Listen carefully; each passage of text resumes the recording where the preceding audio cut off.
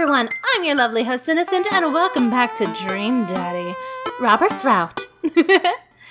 Yes, not yesterday, but last episode, we got on his second date. So, we just kind of have to continue down this path. Welcome. You've got dads. Are we ready? Third date? I'm sure. I haven't spoken to Robert since that night we drove out to his thinking spot. You mean his masturbating spot? He seemed unusually somber then. Like, more so than usual. About amount of somber that Robert is, which is already a lot. I've been thinking about him and hope he's doing okay, but I've been a little reluctant to reach out to him. Innocent. Yes, he's getting their drink on tonight. I take a look at my dadbook messages, and there's a flurry of them from Robert. Yes, it's you! Also me, but mostly you! Yeah, dude. I type back to Robert. Robert, buddy, tonight we ride. Yes! Maybe at Jim and Kim's at 8 p.m. Not that I'm unappreciative, but I think this is the first time that Robert's given me more than an hour's warning before hanging out. Amanda! Amanda pops her head into the hallway. Music I don't recognize blaring from her room. What's up? I'm hanging out with Robert later tonight. Okay, cool. Robert, who is my friend. I have friends. I'm happy for you, Dad. People enjoy my company, Amanda. Aww. Dad, I'm so happy for you to continue your development as a human being. What are you listening to? Sad shit.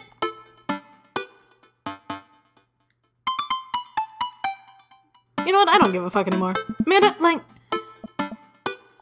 know what? You're an adult now. I gave an earnest effort for all 18 years of your life. Go forth and swear. Fuck yeah! I really hope she even let Amanda say fuck. That goes to the meme for Steven Universe that was going around Tumblr that was just, let Pearl say fuck, let Pearl say fuck. Anyway, I really hope I don't regret this later. Amanda goes back into her room and turns up the volume to her sad shit. I put on my going out coat and walk over to Jim and Kim's. I spot Robert leaning up against the brick wall, smoking a cigarette. As I get closer, I realize that he looks a little different. Cleaner, I guess. Actually, it seems like he combed his hair and his clothes are less wrinkled than usual. Hey. You take a shower just for me? I'm working on my relationship with existence.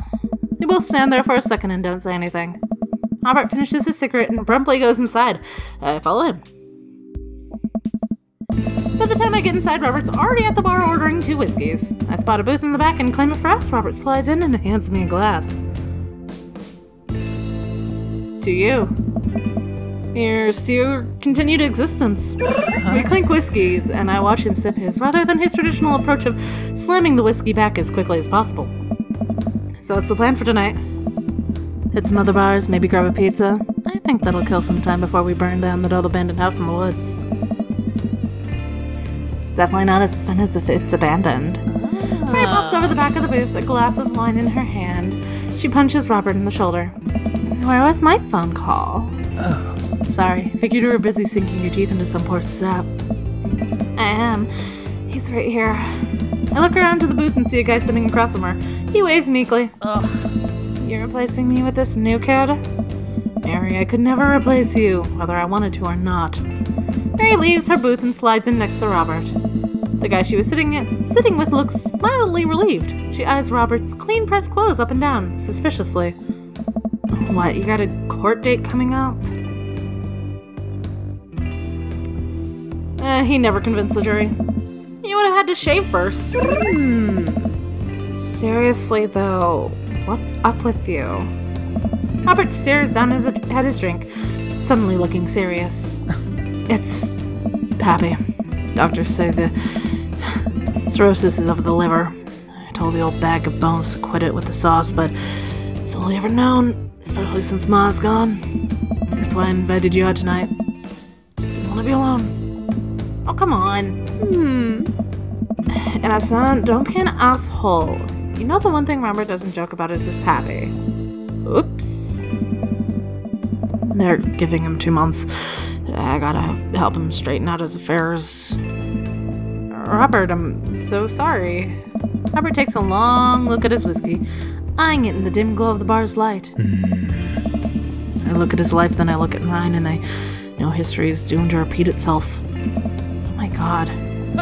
I'm just kidding. He's retired with his new girlfriend in Acapulco. Yep, that place. They watch the sunset every night, probably screwing like donkeys. Wait, aren't rabbits the one who screw a lot? Oh, sorry, didn't realize you were expert on which animals screw a lot. Ugh, please stop saying the word screw. Robert finishes his drink and slides it away from him. He gets up out of the booth. Me and Innocent are gonna hit the bricks. You coming with? Mary casts one last glance at the sad sap. She's been hunting down the rest of her wine and downs the rest of her wine in one gulp. This place is dead anyway.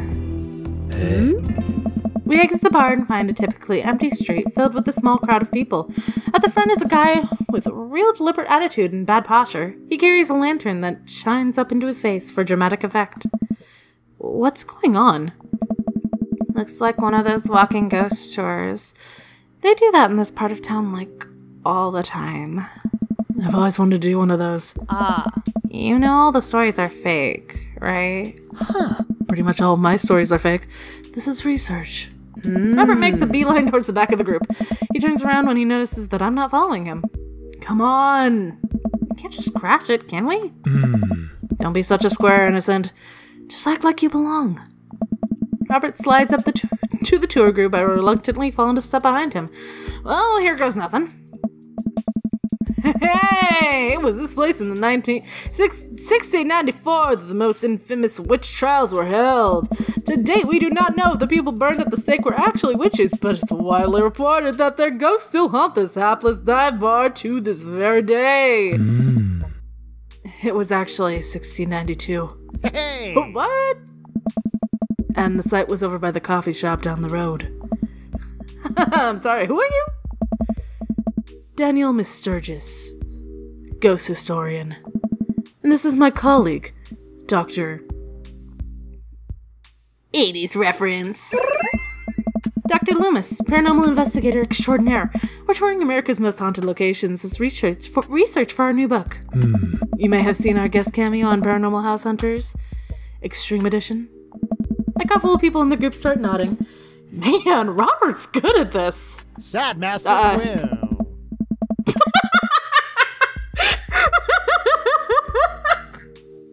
Oh fuck, I just realized who this was by. Okay. Are you guys a part of this group? I don't remember seeing you at the first stop.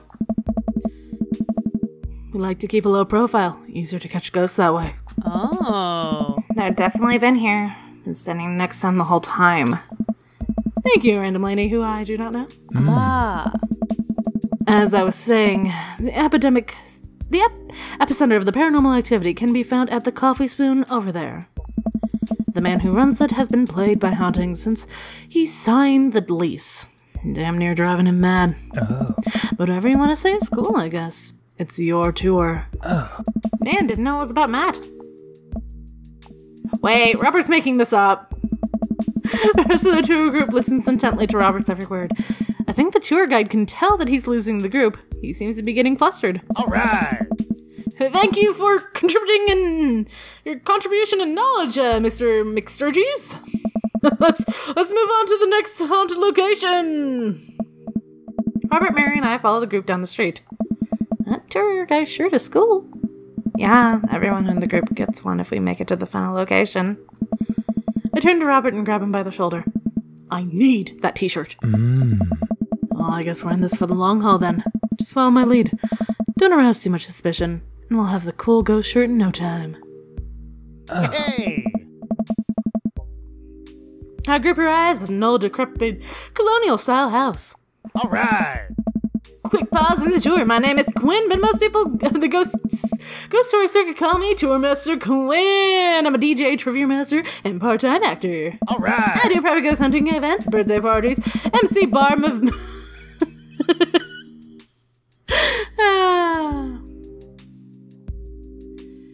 MC Barmovitz says, and perform traditional Vanderval mime work. Tour Master Quinn gives out headshots to all of us. His resume is on the back. Stage combat experience. Anyway, here's a little bit of history for you all. This was the home noted American author Dorothy Pembridge, whose prose was wildly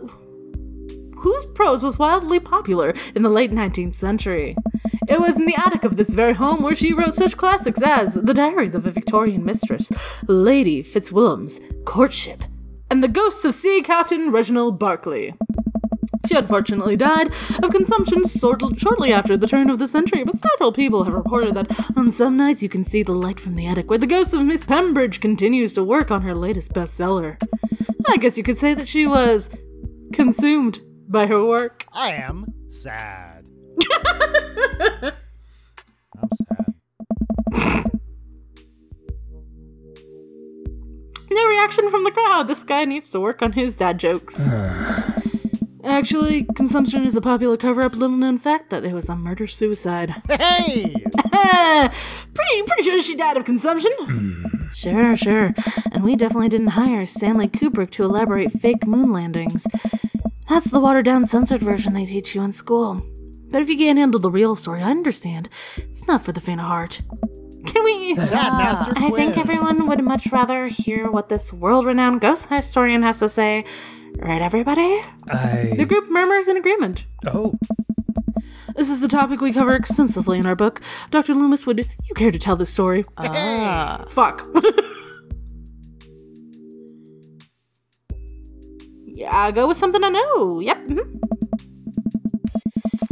the 19th century, Dorothy Pembridge was credited for protecting New York City from potentially world-ending paranormal forces. Despite her success, her ragtag group of ghost hunters were disbanded by government officials. However, after learning that ghosts of the Virgo of the Carpathian has taken an interest to her son, her and her ghost-busting friends launched a mission to defeat the ghost and once again save New York City. Hey, isn't that the plot too? No, it's not. The tour guide sees this as an opportunity to take back the group and addresses us with some razzle-dazzle. What an interesting story! Now I just want everyone to know that the next location is extremely terrifying. If anyone thinks they can't handle it, feel free to excuse yourselves. Alright, I'm bored. Mary turns to a young guy looking at his phone and taps him on the shoulder. Hey, kid. Fancying buying a gal a drink. The guy looks up at her and smiles. Only if the bar's haunted. Honey, I can show you the most haunted places in town. Think I can exorcise your demons, if that's what you're looking for. Don't write checks your dick can't cash, kid. His eyes go wide. Mary salutes me and Robert. She suddenly pulls me into a hug and murmurs into my ear. When you've known Robert for as long as I have, you know when something's wrong. Keep an eye on him for me tonight, okay? Sure, Mary. Good man. Mary pats me on the back and pulls away. She takes this guy's hand and leads him down the street. Hey. Take it sleazy, fellas. God help that poor soul. Mary or the kid? Both. Oh. Our last stop! This burial ground is such a hotbed for horrifying paranormal activity that I'm not even sure where to begin! This is the wailing ghost of Wharfman, the vampire of Maple Bay, the children of the moonlight. Oh. What about the Dover ghost? By this point, the tour guide is clearly irritated with us. My feelings hurt. What about it? Oh. Oh, nothing. Just think it would be a crime to come all this way out to this cemetery, the actual origin of the New England's most notorious paranormal entities, and not even mention the infamous Dover ghost. That's not a real thing. That's absolutely not a real thing. I think someone needs to brush up on their paranormal history. I know tons about paranormal history. I know every ghost story in this area. Hi. I can guarantee there's one you don't know. Robert looks over at me and smiles. Hi. Would you folks care to hear the tale of how Loomis and I met? All right. No. The entire group sushes the tour guide. Just so tired all the time. Okay, fine, tell the story. Well, it was a dark and stormy night. I wasn't always a paranormal investigator. Way back when, I was just a... All right. Bible salesman. Traveling grifter. Moving from town to town, always looking for my next mark. It wasn't an easy life, but I had fun. Taken from riches, given to the poor. Actually, also taken from the poor. Huh. I had a shaky moral foundation. I happened upon a quiet town of Maple Bay, quite by accident. But little did I know that this city had a dark side. Now, about the same time I was just starting out as an apprentice to a rather famous ghost hunter, who was an old family friend of mine. I carried the equipment, operated the EVP machine, all that. Wait. Yes. Who was the famous ghost hunter? Hey. Well, I don't like to name drop, but Georgia Mathers.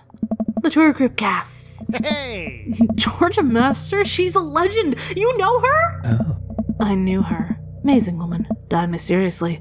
Miss you, Georgie. Hey. Anyway, we're in Maple Bay investigating some reports of strange lights and sounds coming from the cemetery late at night. Now, we had been warned by the old crypt keeper that this place was highly dangerous. But Georgia was never one to shy away from an adventure. We camped out in the center of the cemetery for 3 nights straight. We endured your so-called wailing watchman. Wailing ghosts of the dwarf man. Whatever. Your stupid vampire was just a teenager in a mask. But the Dover ghost man, Tom Lewis. Oh. So there I was, just walking back to my hotel after a long day of selling Bibles, working a couple of short cons, or running the drunk tank. Keeping with the thing. Classic pigeon drop scam, putting out a feeler for the rip deal. I was going to steal a baby, probably. Well, would have made me rich. Found myself walking past this very cemetery. Now, I was never a superstitious man, but something seemed off. I could hear some sort of commotion happening deep within the graveyard, and I felt compelled to investigate. And thank God you did. Georgia and I were conducting a seance in the mausoleum. What are words? At first, things were pretty normal, but after about an hour, everything went south. Playing back the EVP meter, we were able to hear a single word. Run. Hey. The air suddenly went cold. Something was very, very wrong. I just knew we weren't alone. We started to hear this faint, distant scraping noise like something being dragged across the ground. It got louder and louder until it was deafening, like some sort of dementing howl. And then I felt it. Something grabbing my ankle. Robert had the whole crowd hook, line, and sinker. You could hear a pin drop. I've only cried twice in my life. Once was the birth of my daughter. The other was when that thing started dragging me. I wasn't sure where it was taking me, but I knew it was no place I wanted to go. I was sure I was going to die. Then when I crossed the gate into the cemetery, I heard that god-awful screeching, ran into the mausoleum just in time to see this man being pulled across the floor by... God, to this day, the mere thought of it ties my stomach into knots. It looked like a man, but like... I glanced at Robert. Like someone who didn't know what a man was supposed to look like. Tried to put one together. Arms were too long, the eyes glowing red. It was like a walking shadow. What'd I do? What any good person would do. I lunged for... Wait, shoot, what is his fake name again?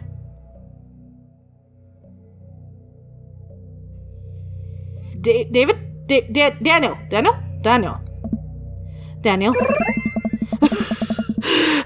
I grabbed his hand and entered into a tug-of-war with this unholiest of forces. I thought I was going to be torn in half. Oh. But I had God on my side. The pocket Bible I always kept with me fell out of my shirt pocket, and to this day I can remember what passage it opened up to.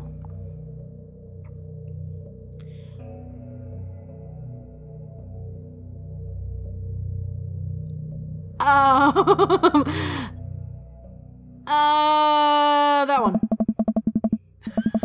Making shit up. Then shall to dust return to the earth as it was, and the spirit shall return unto God who gave it. I have no idea where Robert pulled that verse from. With a horrified growl, the entity finally relented. Daniel and I collapsed onto the ground exhausted. We were both covered in blood.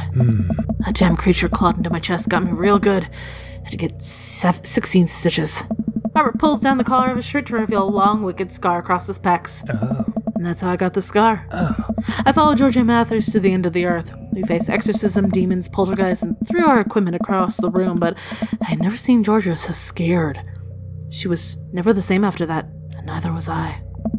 Watching what happened to Daniel and Georgia shook my faith, but I came out of the experience a better man and a better friend. And we've been brothers ever since. Tour group gives us a round of applause as Robert and I share an emotional hug. As he embraces me, I can smell the cologne on his neck. Wow, Robert does clean up good. I find myself lingering a little too long in the hug. The tour guide seems to have bought it. Even he's wiping a tear from his eye. Thank you. It's an honor to be able to share a story. Be sure to watch out for our book.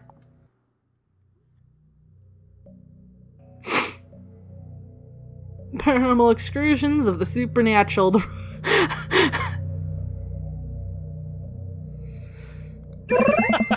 Robert has to suppress a laugh at that one. Hey! Thank you both. Definitely earned your t-shirts. Tour guide hands us our coveted t-shirts. Then he slips us both his business card and leans in close. Whoa. If you guys ever need of a professional actor, balloon animal artist, Elvis impersonator, or nude model, please don't hesitate to contact me. You got it, buddy. After a couple of the tourists take selfies with us, we split our way from the group and walk home. That was incredible. I really can't believe they bought all of that. I didn't know you had it in you, innocent. Excuse me, Dr. Loomis. The bit about the pocket Bible was aces. Although, given the Dover ghost growing red eyes was a little cliche. And the Kubrick conspiracy theory bit wasn't. All part of the character. Well, we got the shirts out of it. We arrive in front of Robert's house. Wanna have a drink? You trying to poison me? I know where this goes, Small. I know the steps. 1 second I'm slipping delicious aged scotch, the next I'm foaming at the mouth and you've taken over the throne. Oh. Long live the king, baby. Oh. Oh. Robert leads me inside. I can't help but think of what Mary said to me. Robert did seem a little bit off, but that completely disappeared when we were joking around with the ghost tour. I don't know. He's hard to read. While I'm thinking, I hear claws skittering across the floor. Oh god, it's his pitbull! I'm about to be torn to shreds. Pitbulls are wonderful creatures and I love them. My little Lukuja pitbull, she's the sweetest thing. I shut my eyes tight and brace for impact. Betsy, hey, be nice. I don't feel anything but tiny paws scratching at my shoes. I open my eyes. I forgot it isn't a pitbull. Betsy? Robert jumps away from me, running around in circles and sniffing Robert's leg. He pats her on the head. Hey, that's not a pitbull. That's the cutest, dumbest Boston Terrier I've ever seen. Betsy, you're not a pitbull? And you weren't taken by the Dover ghost? Betsy's made of tougher than that, ain't you, girl? Betsy rolls over for some well-deserved belly rubs. I just keep a picture of a large pitbull in my wallet in case of emergencies. Comedic emergencies. We make our way to Robert's living room. For a quiet man with arguably the oldest pickup truck that it can be legally driven, this place is amazing. There's sleek, modern appliances throughout the room with a big flat-screen TV mounted on the wall. He has shelves upon shelves of DVDs. Guess he wasn't lying about being really into cinema. He pours us both a glass of whiskey from a well-stocked bar in the corner while Betsy curls up on a pile of cushions. So, how did you really get that scar? Don't tell me you got it from fishing in Alaska, king crabs in the Bering Sea or something. You train me too well. Robert laughs and takes sips of his drink. I can read. My daughter and I were riding our bikes, hit a rock and flew over the handlebars, and then went to the hospital. That's it. Oh. Not very interesting, sorry. I never heard you talking about your daughter. Well, I have one. And I'm her rival. Me as an innocent. I'm her rival. Oh? That's her. He points to a picture on the wall of a very serious little girl with dark eyes. Yep, that's definitely Robert's daughter. How old is she? 25, 26, I'm not sure. Does she live around here? Really?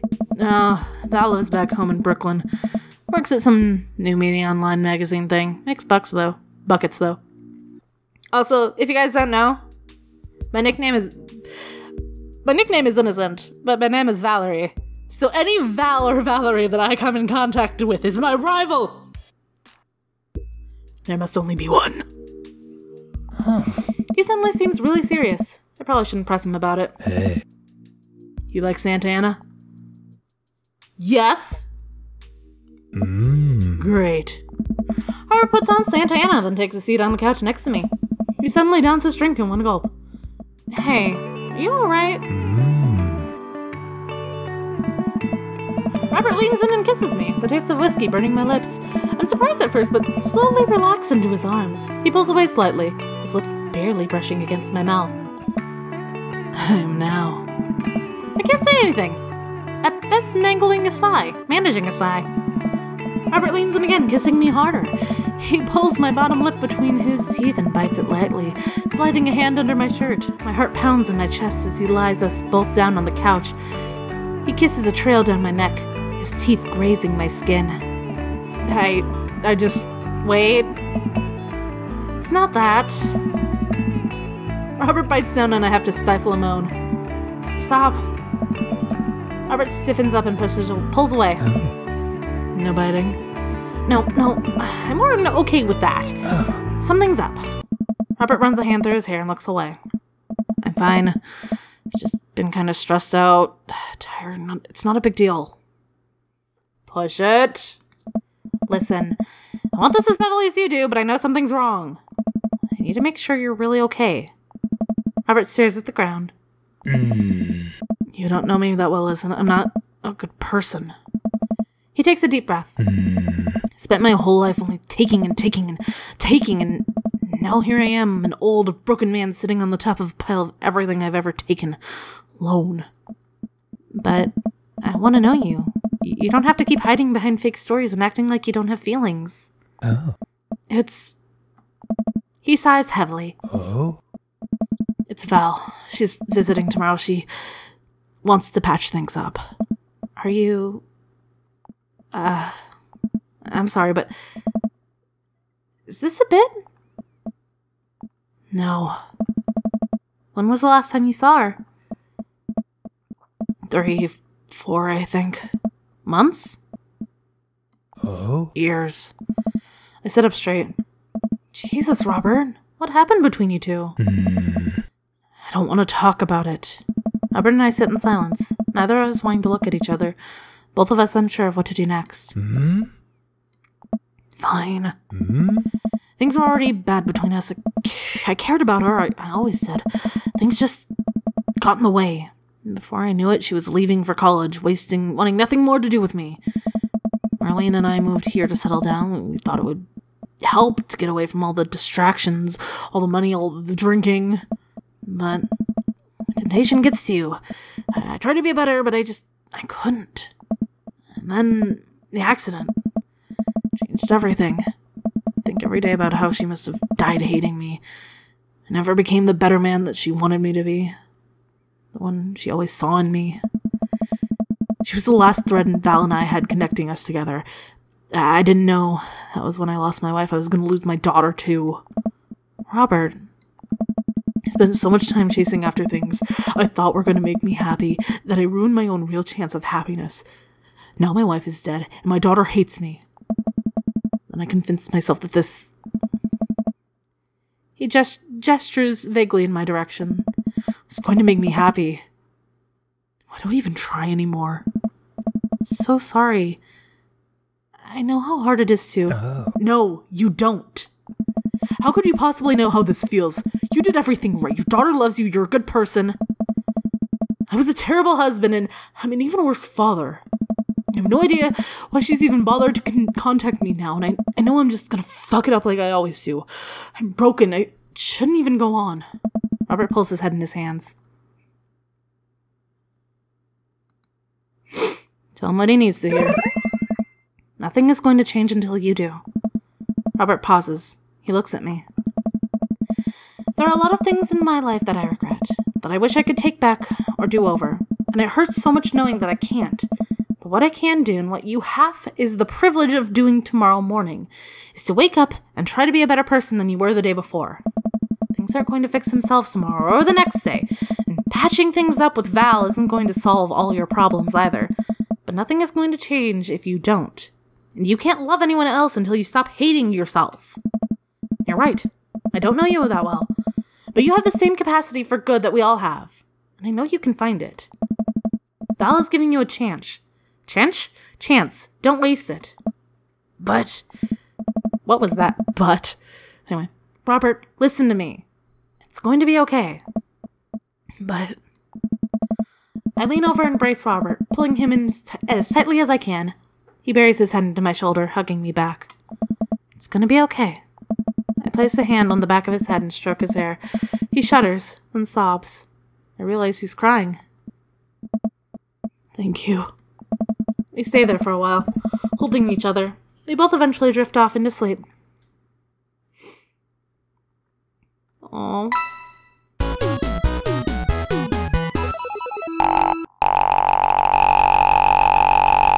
New one. I may be bad. Damn it! But you made me glad. Please!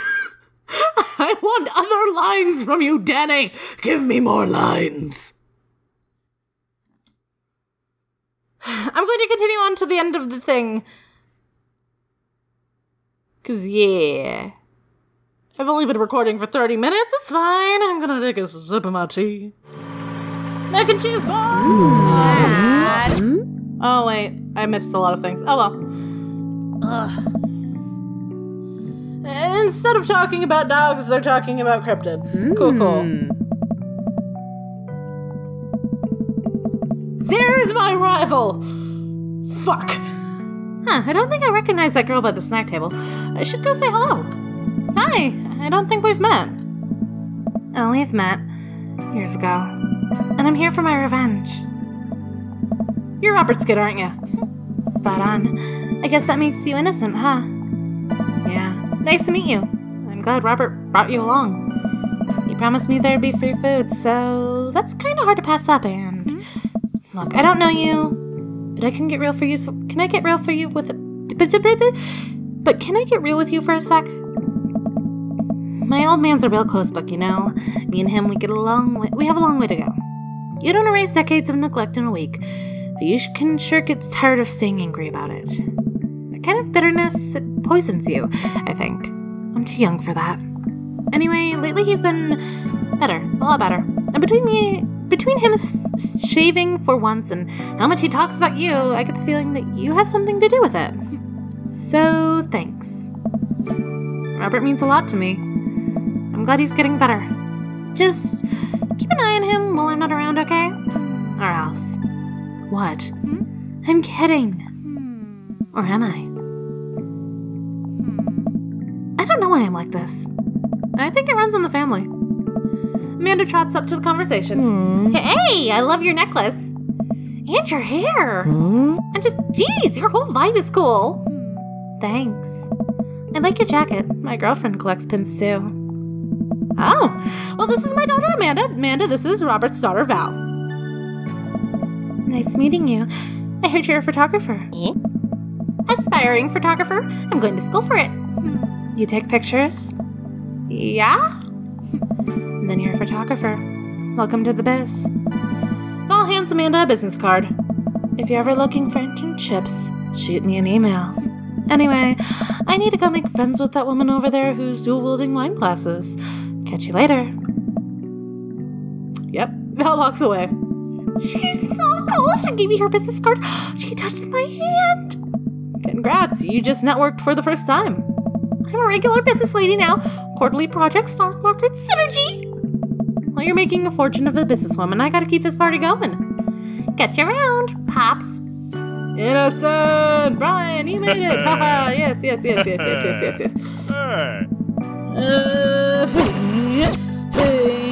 Oh.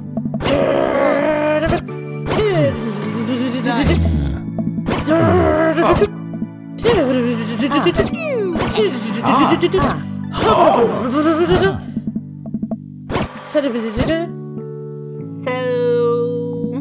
I also have something for you.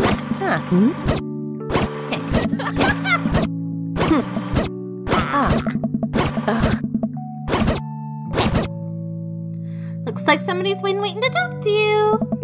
I glance over at the backyard where Robert is sitting on a bench beneath our cherry blossom tree. He smiles at me. Hey, I'll leave you to it. Me and the Emmys are gonna go get ice cream. Love ya, Pops. Amanda runs off to rejoin her friends. I take a seat next to Robert as the last guests make their way out of the party. Hey. Robert gestures vaguely to the snack table. Good stuff. Yep. So, I had a chance to talk to Val. Hi. She physically threatened you? Yeah. That's my girl. She says you've been doing better. Trying to work out the vices. I also showered today. We sit in silence for a moment. You know, every day for me is a battle against my own self-destruction habits. But lately it's gotten a little easier. Thanks for talking some sense into me. It's hard to get things through my thick skull sometimes, but what you said that night actually helped. I'm glad. I like you, Innocent. I like you a lot. I haven't felt this way about someone in a long time. I lean in and kiss him for a moment before he pulls away. He takes my hand in his. You're special to me.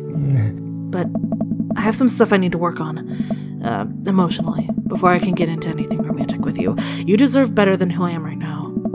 I need to be on my own for a bit, figure some stuff out. Of course. I think what you need right now is a friend, and I'm very happy to be that for you. Thank you.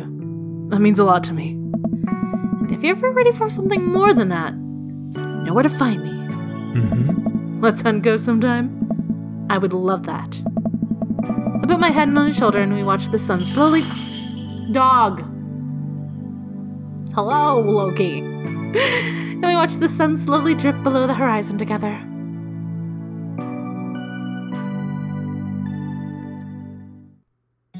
Alright. That was Robert's route in the end, even though this was the good end. Yes, that was the good end. You fixed his life with his family. And you... Aww. Oh, he went with his dog. Oh, anyway. That was the good end for Robert. Everything wasn't like, you know... It wasn't like the best ending, but it was a realistic ending. You're not gonna fuck everybody you meet. I mean, you can, but it's not, like, logically sensible. You can be friends with everybody you meet. Some people might not be friends, but you can be friends. But yes, that was his good ending, where you just help him be a better person. And you know what? I think that's great. Helping people be a better person is always wonderful. I'm thinking about what route I should do next, and I'm kind of leaning on Joseph's. Mainly because I like Mary so much. So much that I will cosplay her. Because I'm a weeb. I joke. Anyway, thank you so much for watching. I hope you had a wonderful time. And I hope to see you all so very soon. Peace out!